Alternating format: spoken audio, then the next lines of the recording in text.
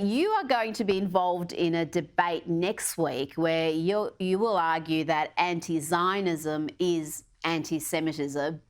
Tell me why you think that is the case, because there are many on the left in particular who argue that being anti-Israel, being anti-Zionist is not the same as being anti-Semitic, and they point often to the fact that there are prominent Jews who call themselves anti-Zionists. Yeah, I'm going to keep my powder dry for Toronto on Monday night. But it's Not giving it away.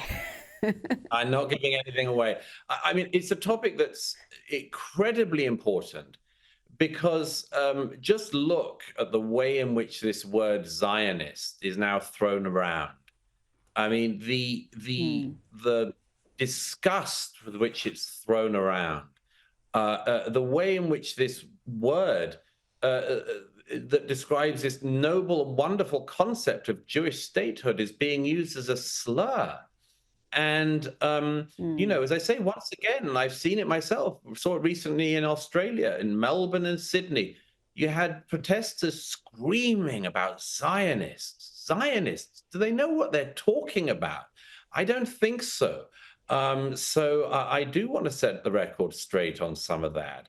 I think that this is an extraordinary moment where there should be a moment of clarity in the West about this. And instead, I think that we're seeing an explosion of bigotry. And I'm looking forward to getting into the weeds in Toronto on Monday. So I think it's sold out, but anyone who wants to come to Roy Thompson Hall, perhaps they can bribe their way to get a ticket. I don't know.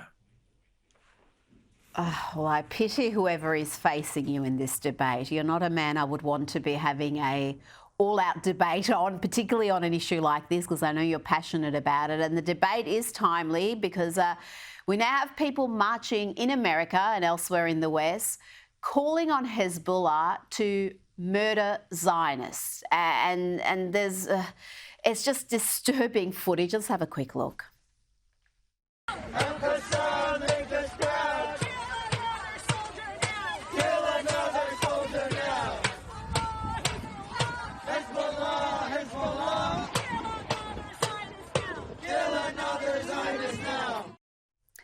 And I also want to get your reaction, Douglas, to what we've seen unfold after the rescue of those 4 hostages.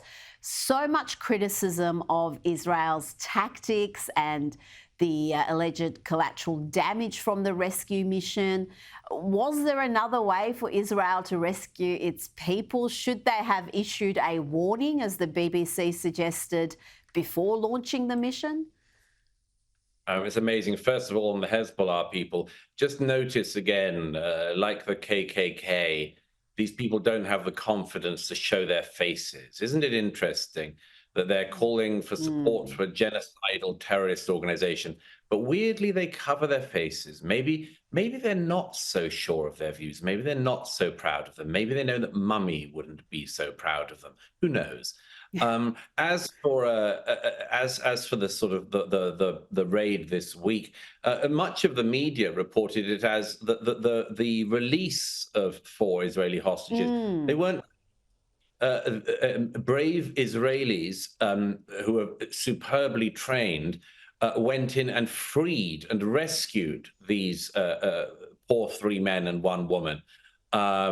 And the reporting on this has been absolutely despicable. You mentioned the BBC journalist who asked an Israeli official why they didn't give an advance warning of the raid in Gaza. I don't know. That's like asking somebody why they didn't go up to somebody and say, "I'm so sorry, I can't come to your surprise birthday party." I mean, the whole point of a raid like this is that it's a surprise, and the reason is that if you'd have given advance warning to Hamas in Gaza, then the hostages would most likely have been killed or spirited away to a tunnel that Hamas has built at all of our expense in the West. I mean, I'm stunned, as I've said to you before, Rita, the simple lack of empathy with the situation that the Israelis are in. They have more than 100 hostages still held by Hamas and Islamic Jihad and terror groups. And journalists and others, so-called journalists in Gaza. They want to get the hostages home. If Hamas wanted to end the war, it could end it tomorrow by handing over the hostages. Israel found the opportunity to get 4 of the hostages out. They were being harbored in civilian homes, in a civilian area. And there is a war going on there. And, the people who say, there was collateral damage, there were people killed, innocent people killed. I wouldn't believe the Hamas figures, by the way, and those are the ones that most of the media have run with as ever. But even if any innocent civilians were killed, obviously that's sad.